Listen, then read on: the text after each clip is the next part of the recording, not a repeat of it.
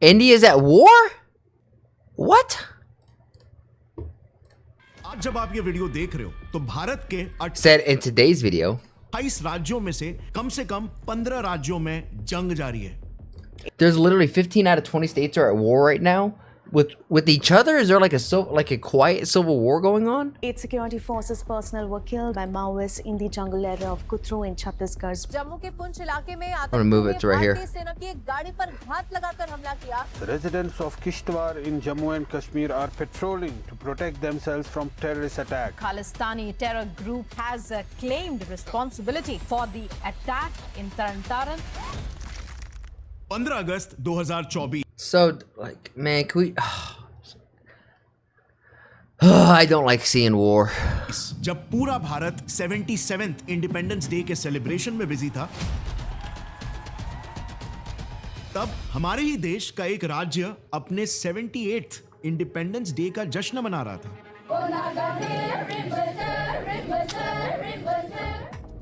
आप बिलीव नहीं करोगे, लेकिन And at the very same time, people are out there murdering and blowing up each other like it's a goddamn GTA server. इस state के पास अपनी खुद की एक पार्लियामेंट है, होम मिनिस्ट्री, फाइनेंस और यहां तक कि इनकी खुद की एक्सटर्नल अफेयर्स मिनिस्ट्री तक है. इस उग्रवादी संगठन के प्रभाव वाले इलाके में अलग से एक विदेश मंत्रालय, अलग गृह मंत्रालय और अलग वित्त मंत्रालय है. ऐसा लगता है जैसे हमारे ही देश के अंदर एक दूसरी सरकार चल रही है. और तो और इनका खुद का एक प्राइम मिनिस्टर थुइंग गालेंग, जो हमारे ही पीएम की तरह अलग अलग देशों से मिलने जाते हैं. मतलब ये लिटरली इंडिया के ही अंदर अपना खुद का एक अलग देश बना के उसे चला भी रहे.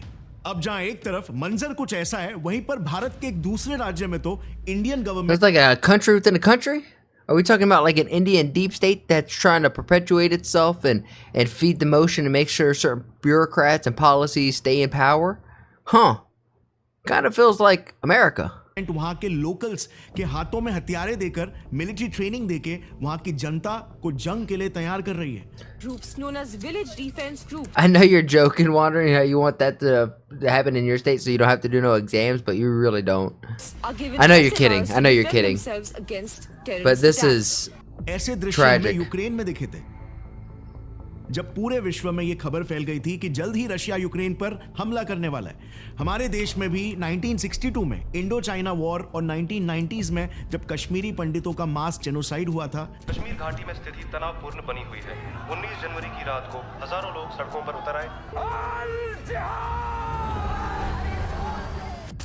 Man, I'm just not for like a religion that just is all about oppression, having you to adhere to certain strict guidelines throughout the day that is not very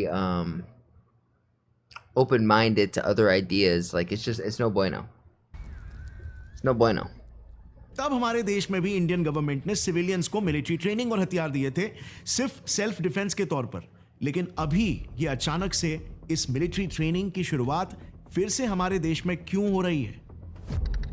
map में ये हाईलाइटेड एरिया दिख रहा है, इसे India का red corridor कहा जाता है, क्योंकि इन 9 राज्यों के कई इलाकों में आज तक इंडियन गवर्नमेंट नहीं बल्कि विश्व का चौथा सबसे खतरनाक आतंकवादी संगठन राज करता है, Indian Naxals.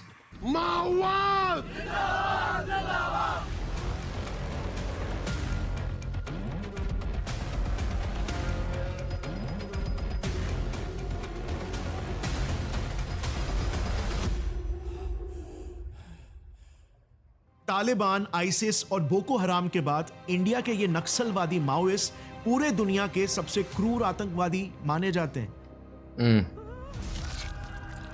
Man, what a title too, because there's some pretty sick heifers out there. क्योंकि इनकी 20,000 सैनिकों की एक विशाल सी सेना है जो अपने मकसद को अंजाम देने के लिए किसी भी हद तक जा सकते हैं.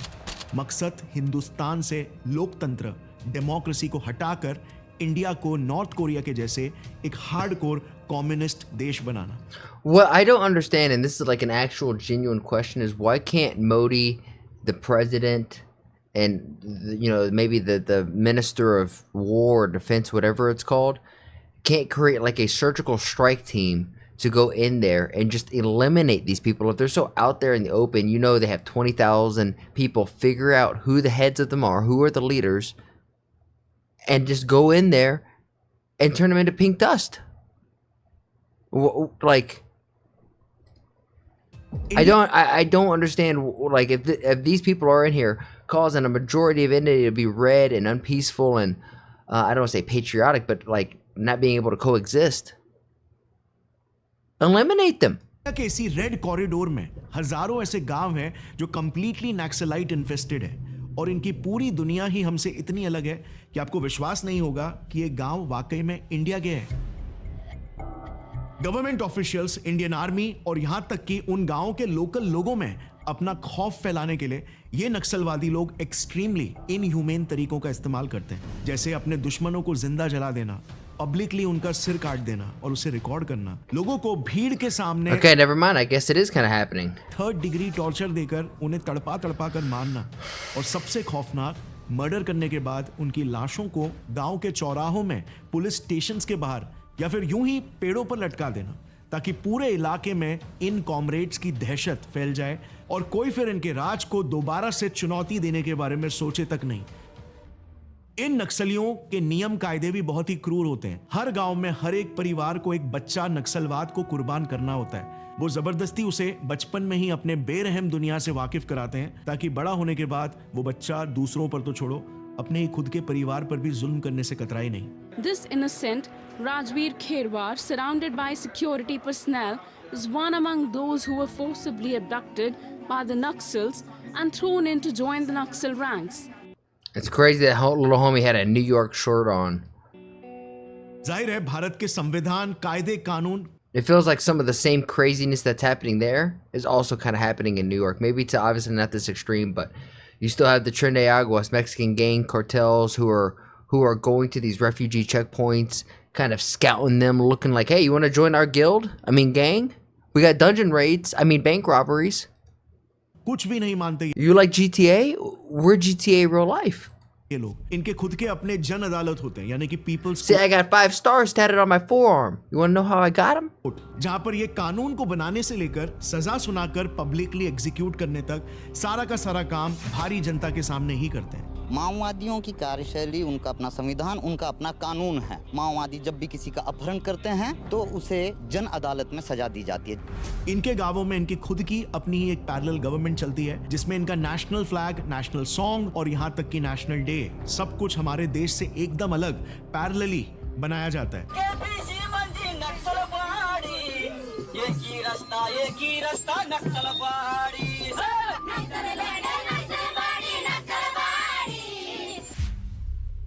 इनफैक्ट हर साल 15 अगस्त और 26 जनवरी को तो इन नक्सल इलाकों में ब्लैक डे दिवस मनाया जाता है। इसके अलावा अगर आप इन नक्सलवादी We could never have that day here in America. People would find that holiday to be racist. गांव के हालात को देखोगे ना तो आज भी वहां पर कुछ ऐसे काम चलाऊ पुल और रोपवेज है जो गांव के लोकल्स नहीं बनाए। वजह ये अपने इलाकों में एक भी इंफ्रास्ट्रक्चरल प्रोजेक्ट बनने ही नहीं देते। Government roads, hospital, schools, India का ये माओइस्ट सब Yeah, no. Find out where these people are and turn them into pink dust. Get it done by summer. I don't understand how that's not a legit possibility. And I know it seems kind of extreme, right? I don't want to like promote action and violence, but these people are actively going against your communities by destroying roads, infrastructure, just being problematic. And it's like a parasite to your community. You got to go in there and snip it out. And I'm not saying do it unprecisely. I'm saying get a small team, make it surgical, but find the leaders, find the people who are influencing these decisions, and turn them into pink dust. अब कुछ तबाह कर देते हैं। In fact लोगों को government की कोई स्कीम इस्तेमाल करने पर या फिर इवन वोट देने के लिए भी ये बहुत ही क्रूर सजा सुनाते हैं, जैसे उंगली काट देना या फिर भरी सभा में उन्हें खूब पीटना। अब सोचो, इन्होंने तो छत्तीसगढ़ के सिटिंग होम मिनिस्टर से लेकर साउथ के बड़े बड़े एक्टर्स तक को अगवा करके, किडनैप करके उन पर अटैक्स करवाए, तो फिर गांव के बेचारे लोकल्स क्या ही चीज है।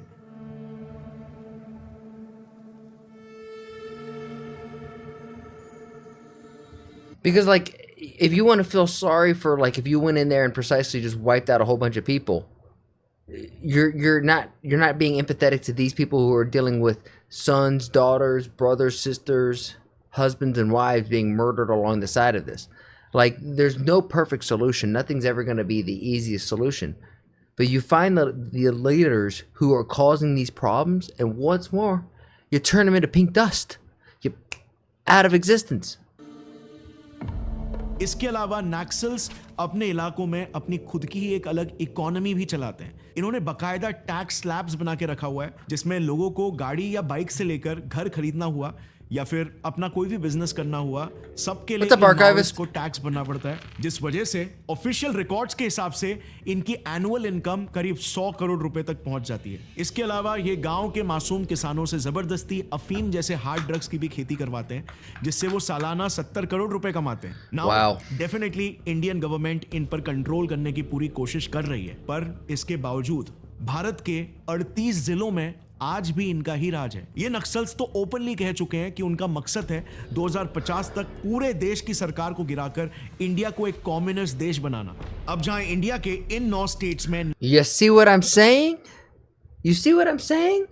नक्सल कॉन्फ्लिक्ट शुरू है, वहीं पर इंडिया के पूरे north The Naxals are like the Indian version of Nazis. East में अलग ही भसड़ मची हुई है। हमें अब तक सिर्फ ये पता है कि मणिपुर जल रहा है, जो कि सही भी है, which is true. This is insane.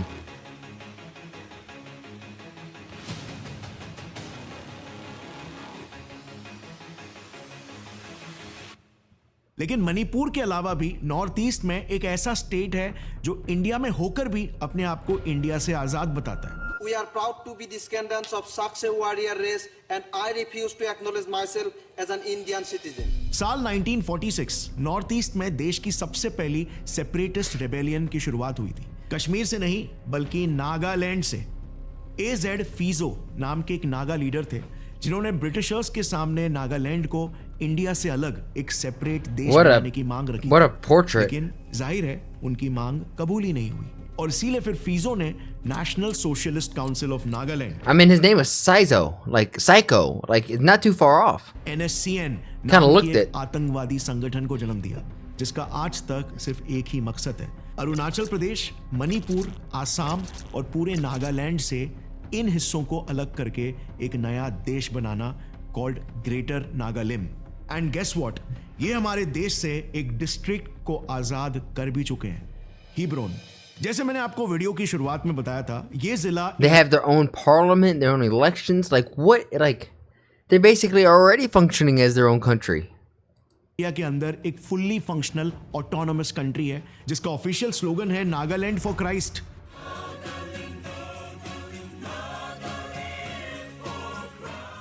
इनकी अपनी पार्लियामेंट है जिस Now I'm conflicted because in that sense you kind of lost already. Let them have their shit, tax the hell out of them, and make them come back to daddy because they've ran out of money. इसको वो tartar हो बुलाते हैं। फिर इनके government की खुद की होम, एक्सटर्नल अफेयर्स और फाइनेंस मिनिस्ट्री तक है। आश्चर्य की बात यह है कि इस उग्रवादी संगठन के प्रभाव वाले इलाके में अलग से एक विदेश मंत्रालय, अलग गृह मंत्रालय और अलग वित्त मंत्रालय है। ऐसा लगता है जैसे हमारे ही देश के अंदर एक दूसरी सरकार चल रही है। इसमें इनके सो कॉल्ड पीएम किसी बड़े देश के पीएम जैसे ही ट्रैवल भी करते हैं। इसके अलावा इस देश की अपनी खुद की एक काफी मॉडर्न और वेल इक्विप्ड 15,000 सोल्जर्स की आर्मी भी है, जिसमें एक एक्सक्लूसिव फीमेल बटालियन तक है। Can you believe it? ये Well, we know that army sucks. वो सो कॉल्ड देश है जिसने हर साल की तरह पिछले साल 14 अगस्त को अपना 78th इंडिपेंडेंस डे मनाया था। Hindustan Yeah, no, that they ain't fighting shit with that kind of flag. Come on, teal blue with the rainbow going down the center. Suck my dick. में होने के बावजूद भी पिछले 78 सालों से ये हिंदुस्तान से आजाद होने का जश्न मना रहे, वो भी एकदम ओपनली अपने सेलिब्रेशंस के वीडियोस सोशल मीडिया पर रिलीज करके। दे डोंट इवन केयर कि इसका परिणाम क्या होगा। my God. ये लोग इंडियन आर्मी से डर के भागते भी नहीं है। उल्टा अगर इंडियन आर्मी उनके द्वारा कंट्रोल्ड इलाकों में घुसने की कोशिश करे तो ये लोग उन पर भी हमला कर देते हैं। एंड सरप्राइजिंगली हमारी इंडियन आर्मी भी उनसे शांति से बात करती है। That's the mistake. Modi needs to go in there and say no peace talks. Your trigger finger as you're talking. You find the leaders. You make it nice, clean, precise. Don't do no funny shit. Go in there, do the reconnaissance, find out the leaders, and have it done by summer. Okay देखो कितना अच्छा लग रहा है, simply बात हो रहा है, ऐसा बात करने से कितना अच्छा होना था। फिंगर दिखा दिखा के मेजर साहब को बोल रहा है, वो हाई कमान का अथॉरिटी से बोल रहा है हम लोग। ओके फिर अब नागालैंड के दक्षिण की ओर मणिपुर की क्या स्थिति है, ये तो हम सब जानते ही हैं। पिछले 2 सालों से मणिपुर में कुकीज और मैतीज के बीच में एक इंटेंस वॉर चालू है, जिसका आज तक कोई समाधान निकल कर नहीं आ पाया। लेकिन जो बात आप शायद नहीं जानते होंगे वो ये है कि आज मणिपुर में हमारी भारतीय सेना 10 अलग अलग रिबेल ग्रुप्स के करीब 55,000 मिलिटेंट से एक साथ लड़ रही है। लेकिन इंटरेस्टिंग बात यह है कि इन 10 संगठनों में से कोई भी यूनाइटेड नहीं है। 10 के 10 अलग लड़ रहे हैं। इन सबका मकसद तो एक ही है, उनका खुद का एक अलग देश बनाना। लेकिन इन सबका देश दिखता भी एक दूसरे से बहुत ही अलग है।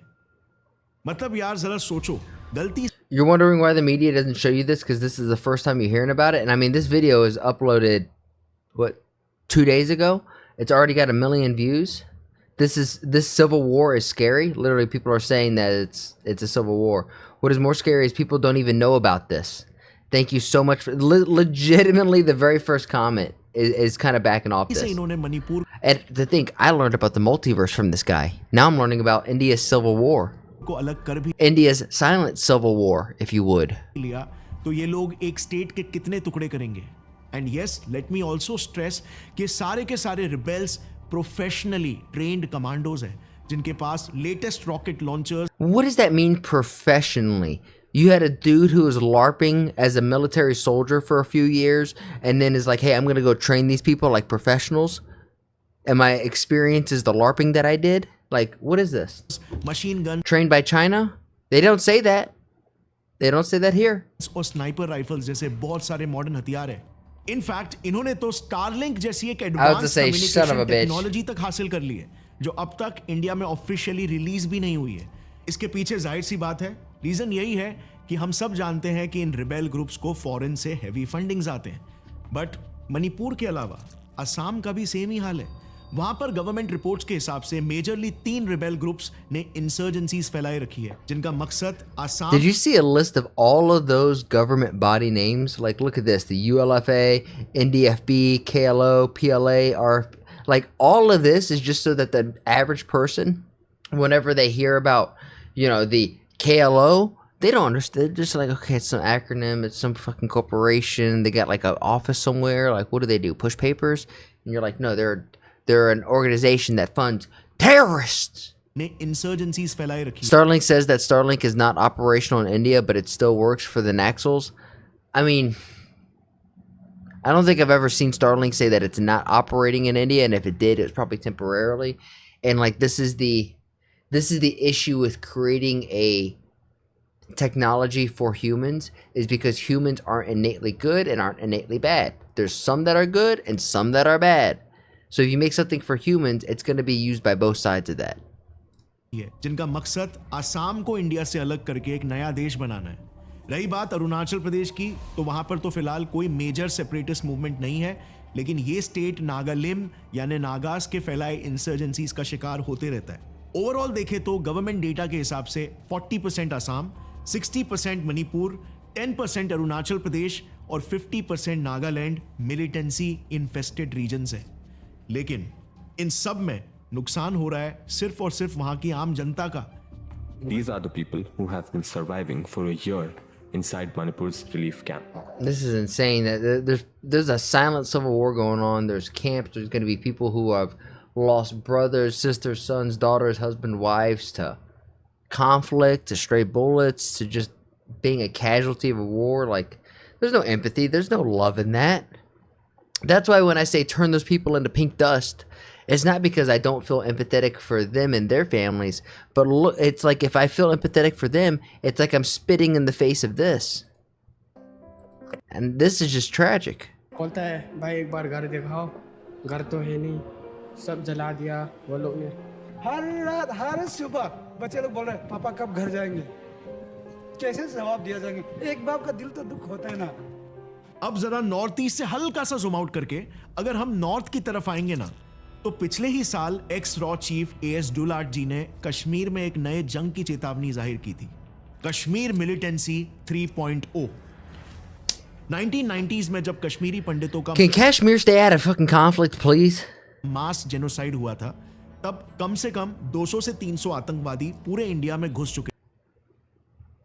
If India does anything to stop this, the foreign organizations like the BBC will come screaming freedom of protest.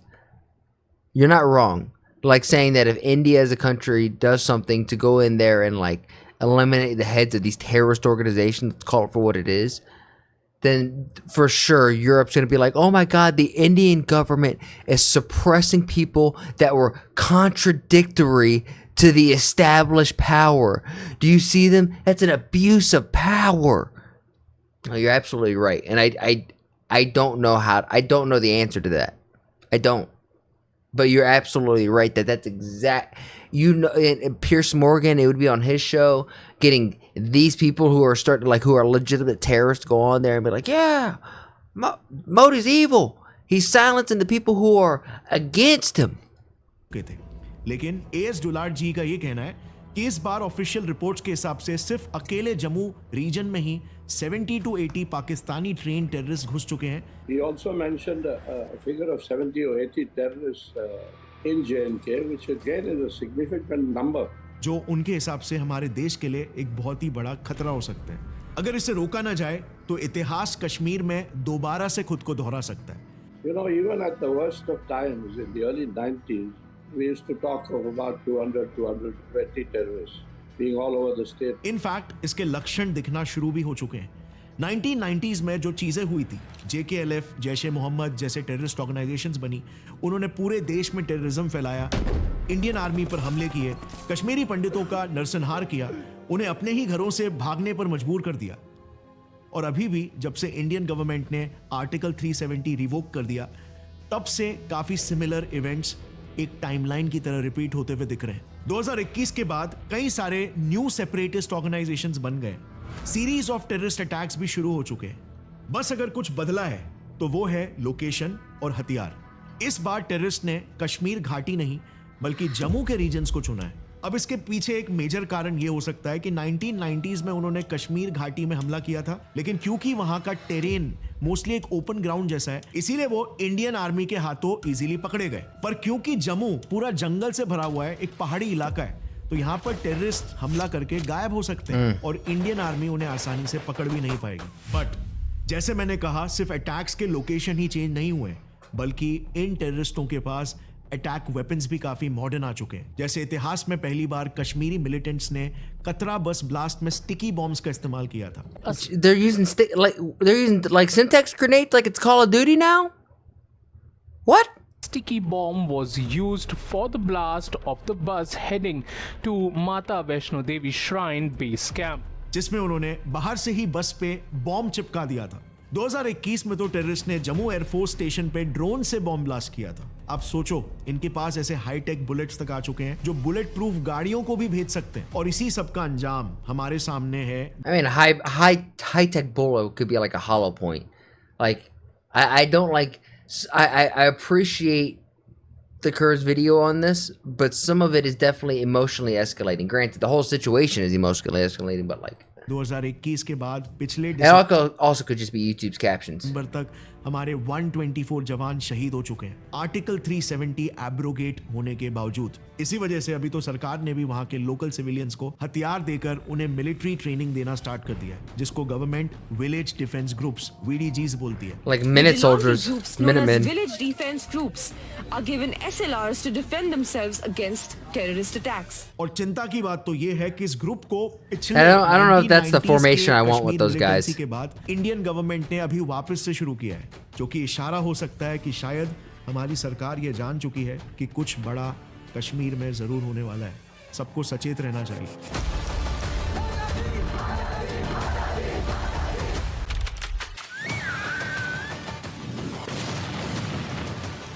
Yeah, that's insane.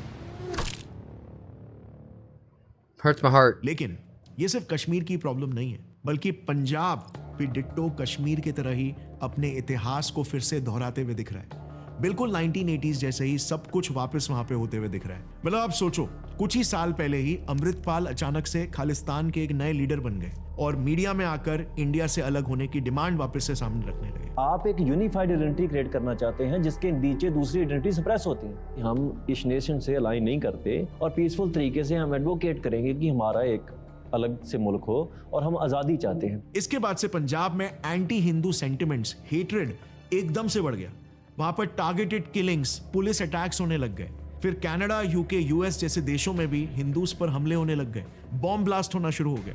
और सबसे कंसर्निंग बात तो ये है कि पंजाब के कुछ हिस्सों में कई लोग आज इस मूवमेंट को सपोर्ट कर रहे हैं। क्या ये सब महज सिर्फ एक इत्तेफाक है या फिर इसमें आपको 1980s की एक झलक दिखाई दे रही है? What's crazy is this is so far 3 different incidences going on, and just like Archivist you're saying, the Indian government is fighting multiple different fronts, internal, external. Now I'm talking about getting like a precision team to go in there and execute on this. But there's so many different things. It's like, where do you start? And then if you do that once in one area, well, then you're giving your hat to how you're going to eliminate them in the next area. So it's like you have to come up with a whole new plan 3 times to do it effectively.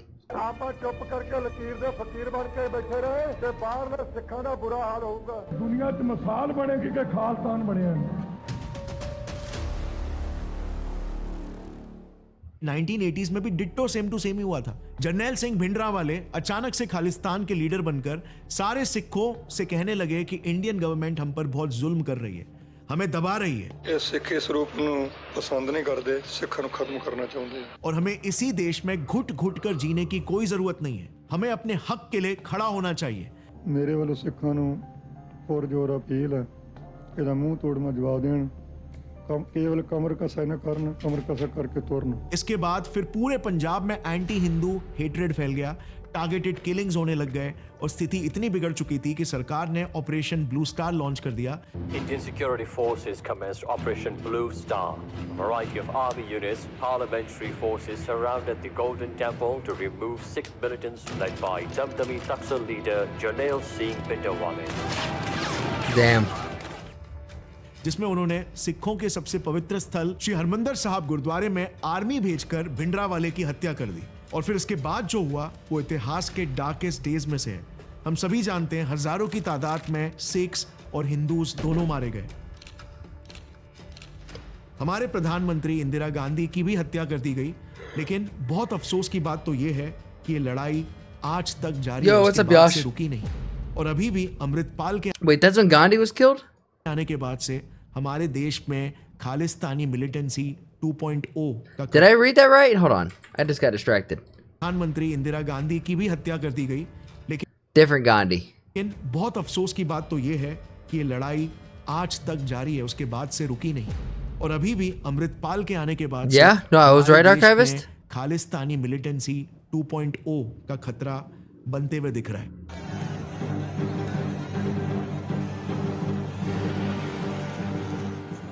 अब अगर हम north India से zoom out होकर south India पर focus करें तो यहाँ पर इंडिया से अलग Oh my God. तमिलनाडु नाम The whole south of India is in a civil war? Bro. के एक देश बनने का मुद्दा रिसेंटली काफी हाईलाइट हो रहा है। कई Indira Gandhi is the Iron Lady? Okay, so it was a different Gandhi. Political parties के लीडर्स और एक्टर्स तक इसे सपोर्ट करते हुए कंट्रोवर्शियल स्टेटमेंट्स दे चुके हैं। All right, a big breaking news coming in just hours after the DMK working president M.K. Stalin said southern states are prepared for a Dravida Nadu. He's basically asking for Tamil Nadu to become a separate autonomous region and not remain a part of this country. How What? can that happen?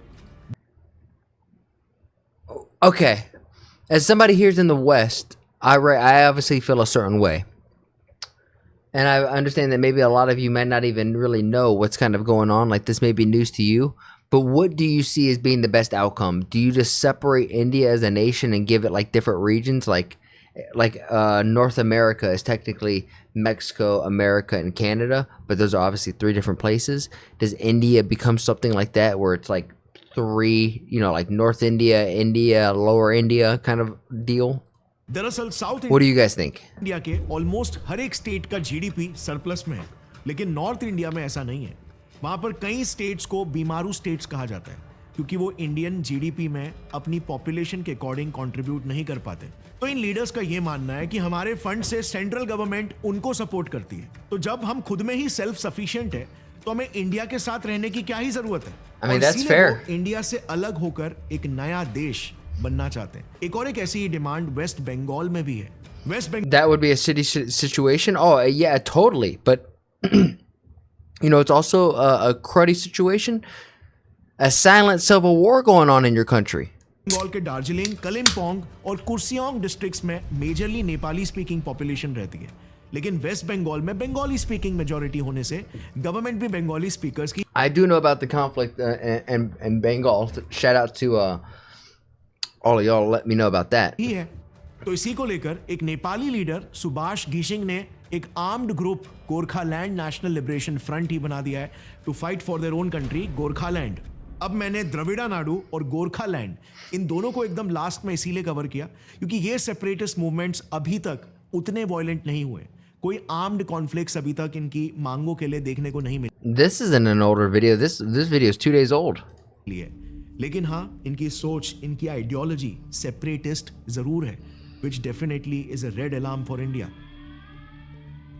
क्योंकि अगर आप देखेंगे तो इतिहास गवाह है separatist movements का start ऐसी ही आइडियोलॉजी से ही होता है, और खासकर जब हमने Yeah, no, this is just the start of it. It's only going to escalate, and especially as more conflicts go, as more brothers, sisters, fathers, wives, daughters, sons get murdered, you're going to radicalize more people, and the divide is going to become more and more until it's not a silent civil war anymore. In India, all resources are unequally distributed. It's what happens. Everyone will suffer. I mean, that's what South India is saying, or at least from what I just gathered, is like South India is saying, hey, our GDP is making up more than enough for us to be like self-sufficient, and if anything, you're taking our GDP and giving it to places like Kashmir that can't get its shit together, and they don't, you know, they're not bringing the bread to the table we are, so why are we feeding them? That's not the deal.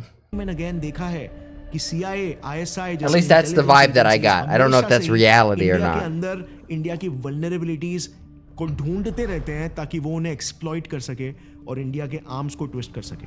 और आज हमारी स्थिति कुछ ऐसी है कि अगर आप इंडिया के इस मैप को देखोगे तो पूर्व से लेकर पश्चिम तक और उत्तर से लेकर दक्षिण तक भारत के हर कोने में बगावत जारी है। और इसीलिए ही तो आए दिन खबरें आती रहती है कि CIA या फिर अमेरिका के बड़े बड़े बिलियनर्स इंडिया में लाखों करोड़ों रुपए पंप कर रहे हैं। आप कोई भी सेपरेटिस्ट मूवमेंट उठा लो, कश्मीर से लेकर नॉर्थ ईस्ट तक, लिटरली सब में ISI और CIA का हाथ है। एक्चुअली इस international support, You live in the non-conflict zone? Sick.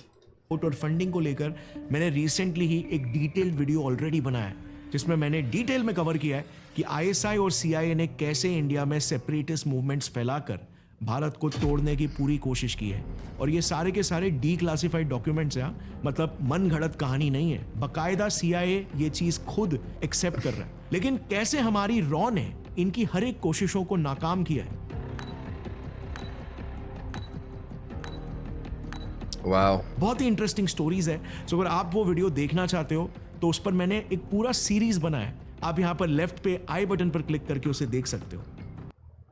Absolutely insane. But let me know. I'm genuinely curious. What would you guys like to see? Would you want to see India stay as a whole? Or do you think it's best just to split it up into 3 or 4 different regions? And maybe like the United Kingdom is a whole bunch of different places. Like maybe the same thing there? Or the United States of America, like is a group of, like India is now just a group of different regions, continents, provinces. I don't know what you want to call it. That's why I'm asking you guys. Before North India was making more, I'm supported the South. They developed and started making more and now complain to give back. I mean, kind of it's the nature of the beast. It's like cyclical, right? Now then eventually Kashmir, Punjab, and all those places are, yeah, will be able to develop and hopefully hold their own. Operation Searchlight? Nah, brother, I got plenty. I don't want to look up Operation Fleshlight.